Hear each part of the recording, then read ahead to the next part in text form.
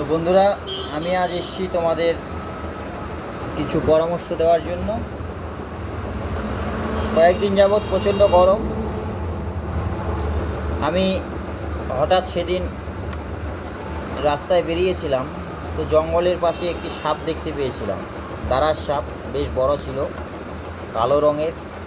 দাঁড়ার সাপের বিষ নেই, দেখলেই আমরা ভয় পেয়ে যাই। সেই সাপটি দেখে আমার মনে হলো কিছুদিন যাবৎ প্রচণ্ড গরম দিচ্ছে, এখন সাপের বাড়াবাড়ি একটু বেশি হয়ে গেছে, অর্থাৎ গরমে সাপ এদিক সেদিক ঘোরাঘুরি করছে, মানে ঠান্ডা জায়গা খুঁজছে। তো সেই জন্য সাপ নিয়ে কিছু আলোচনা করব।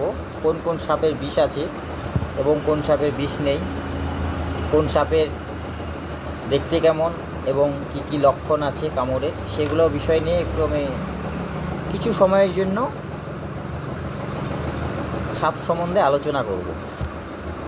তো যাই হোক, প্রথমে বলি, আমাদের ভারতে প্রায় 250 প্রজাতির সাপ আছে।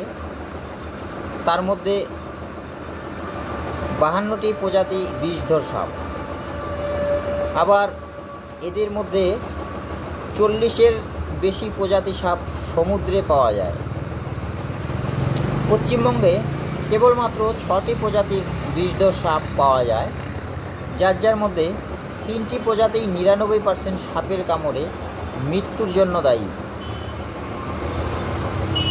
সাপে কাটা রোগীর চিকিৎসায় সাপটিকে চেনা থাকলে চিকিৎসা সাহায্য করতে, কিন্তু তা অপরিহার্য, এ কথা বলা যায় না। বেশিরভাগ ক্ষেত্রেই সাপকে চেনা সম্ভব হয় না।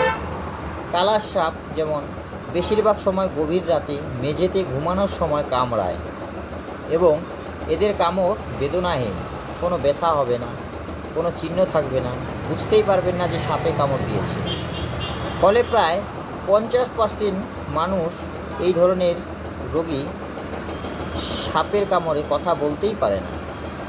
এদের চিকিৎসার সময় সাপের কামড়ের উপসর্গগুলি শরীরে দেখে চিকিৎসা করা হয়, অর্থাৎ কালার সাপ কামড় দিলে তার লক্ষণগুলো দেখে চিকিৎসা করতে হয় বা চিকিৎসা করা হয়।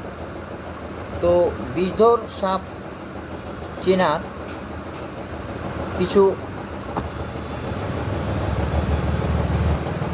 বিষয় বলছি। আমরা প্রথমে এ রাজ্যে মাত্র 6টি বিষধর সাপকে চিনে নেওয়ার চেষ্টা করি।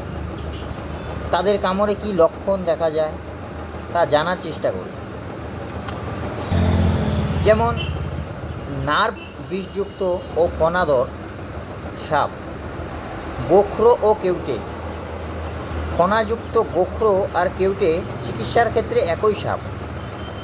এদের বিষ নিউরোটক্সিক।